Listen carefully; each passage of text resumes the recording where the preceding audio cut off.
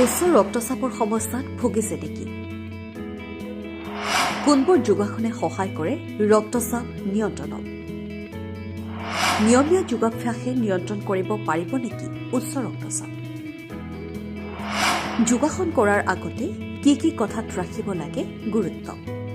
অনিয়মীয়া জীৱনশৈলী, অস্বাস্থ্যকৰ খাদ্যাভ্যাস, অত্যাধিক কামৰ হেঁচা অথবা মানসিক উদ্বেগৰ ফলত বহুতেই উচ্চ ৰক্তচাপৰ সমস্যাত ভোগে।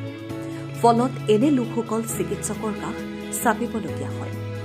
কিন্তু দৰৱ খালেই যে চিৰদিনৰ বাবে ৰক্তচাপৰ সমস্যাৰ পৰা পৰিত্ৰাণ পাব পৰা যায়, সেই ধাৰণাও সঠিক নহয়। এনে ক্ষেত্ৰত যোগাসনৰ সহায় ল'ব পাৰে। যোগাসনৰ জৰিয়তেও উচ্চ ৰক্তচাপ নিয়ন্ত্ৰণ কৰিব পৰা যায়। উল্লেখ কৰা হ'ল কোনবোৰ যোগাসনে উচ্চ ৰক্তচাপ নিয়ন্ত্ৰণত সহায় কৰে। পশ্চিমোত্তাসন। এই আসন কৰিবলৈ হ'লে প্ৰথমে চিত হৈ শুই দুয়োখন হাত মূৰৰ দুপিনে ওপৰলৈ ৰাখক। ভৰি দুখন একেলগ কৰি ৰাখিব।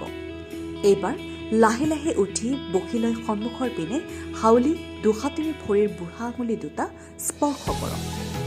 দুয়োখন ভৰিত কপাল স্পৰ্শ কৰাৰ চেষ্টা কৰক।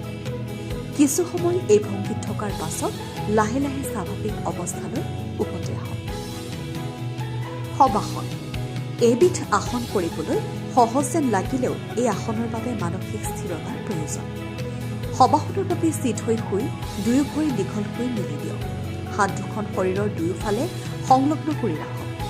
হাতৰ তলুৱা শিথিল কৰি ৰাখিব। এইবাৰ দুয়োটা চকু বন্ধ কৰক। কিছু সময় এনেদৰে থকাৰ পাছত লাহে লাহে উঠি বহক। এই আসনে মন আৰু মগজু শান্ত ৰখাত সহায় কৰে। বলাসন। যোগাসনসমূহৰ ভিতৰত বলাসনক আটাইতকৈ আৰামদায়ক আসন বুলি কোৱা হয়। ইংৰাজীত এইবিধ আসনক চাইল্ডছ পোজ বুলি কোৱা হয়। এই আসন কৰিবলৈ হ'লে প্ৰথমে বজ্ৰাসন কৰাৰ দৰে বহি লওক। হাত দুখনেৰে প্ৰণাম কৰাৰ ভংগীৰে সন্মুখৰ পিনে হাউলি বহাৰ চেষ্টা কৰক। এইবাৰ লাহে লাহে উশাহ লৈ এৰক। এনেদৰে কিছু সময় কৰাৰ পাছত স্বাভাৱিক অৱস্থালৈ উভতি আহক। এইকেইটা আসন নিয়মীয়াকৈ কৰি থাকিলে কেইদিনমানৰ ভিতৰতে উচ্চ ৰক্তচাপ নিয়ন্ত্ৰণ হ'বলৈ আৰম্ভ কৰিব। মনত ৰাখিব, যোগাসন ভুল পদ্ধতিৰে নকৰিব। News desk report, NDTV।